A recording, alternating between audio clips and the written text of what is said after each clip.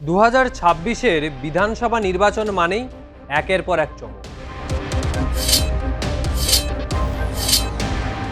আর তৃণমূল প্রার্থী তালিকায় এবার সবচেয়ে বড় নামগুলোর মধ্যে একজন হলেন দেবাংশু ভট্টাচার্য।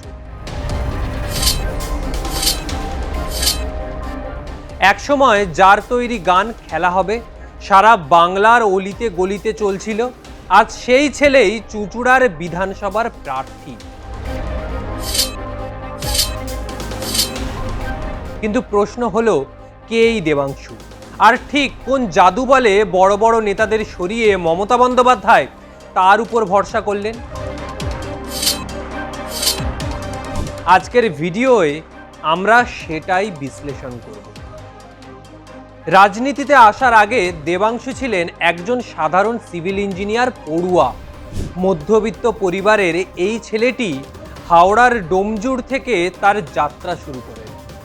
কিন্তু তার ধারালো কথা এবং তীক্ষ্ণ বুদ্ধিমত্তার কারণে খুব দ্রুতই তিনি তৃণমূলের নজরে পড়েন।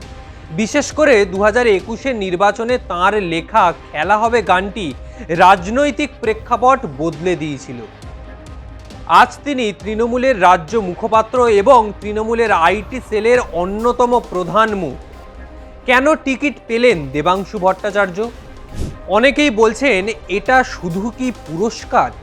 উত্তরটা অতটা সহজ নয়। এর পেছনে রয়েছে তিনটি বড় কারণ। প্রথমত, তারুণ্যের জোয়ার। তৃণমূল এবার ওল্ড গার্ড বা প্রবীণ নেতাদের বদলে নতুন কিছু শিক্ষিত মুখেদের গুরুত্ব দিচ্ছে।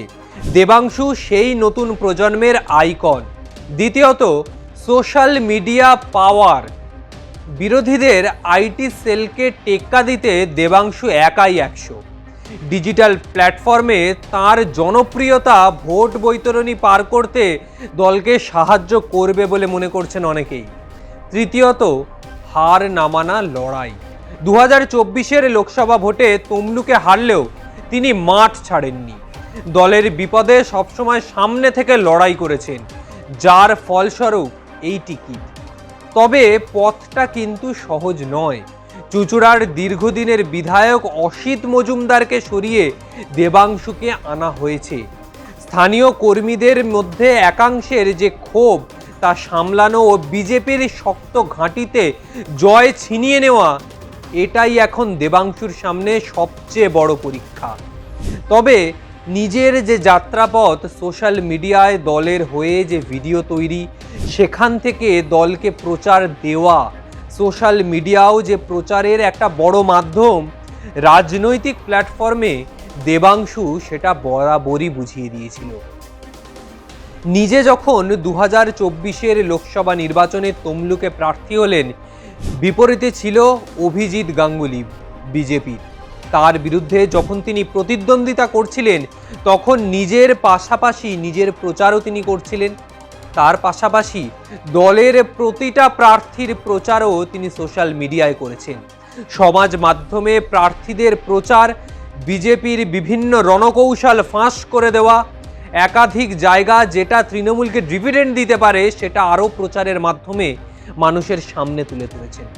দেবাংশুর লক্ষ্য ছিল একটাই, যে প্রার্থী যখন প্রচার করছেন তিনি লোকের দরজায় গিয়ে প্রচার করছেন, হাত জোড় করে ভোট চাইছেন, কিন্তু সোশ্যাল মিডিয়ার যারা কর্মীরা রয়েছেন তারা লোকের দরজায় নয়, সোজা চলে যাচ্ছে লোকের বেডরুমে, লোকের শয়নকক্ষে চলে যাচ্ছে। আপনি যখন রাত্রিবেলা কাজ করে এসে বাড়িতে এসে ডিনার করে যখন ঘুমানোর আগে ফোনটা হাতে তুলে নিয়ে যখন ফেসবুকটা খুলেছেন বা ইনস্টাগ্রাম বা ইউটিউব খুলেছেন, তখন দেখছেন সেখানে তৃণমূলের একাধিক ভিডিও, একাধিক বিবৃতি, আপনার এলাকার বিধায়ক কি কাজ করেছে কি করেনি সেটা আপনার ফোনেই চলে এসছে। অর্থাৎ আপনার শয়নকক্ষে ঢুকে গেছে এই আইটি সেল। এইভাবেই দেবাংশু তৃণমূলের প্রচারকে এক অন্য মাত্রায় নিয়ে গেছে। প্রচার যে শুধু মাঠে ময়দানে নয়, লোকের বাড়ি বাড়ি গিয়ে নয়, তার ঘরের ভিতরে ঢুকে গিয়ে তার হাতের মধ্যে যে মোবাইলটা আছে সেই মোবাইলেও প্রচার করা যায়। নিজের হাতের মোবাইলটা দিয়ে প্রচার করে অন্যের কাছে পৌঁছানো যায়, এটা বুঝিয়ে দিয়েছে দেবাংশু। ফলে তার এই জনপ্রিয়তা একেবারেই অস্বাভাবিক নয়। এই জনপ্রিয়তার পিছনে তার বহু অবদান রয়েছে। তার ফলস্বরূপই বলা হচ্ছে 24-এর নির্বাচনে তার টিকিট।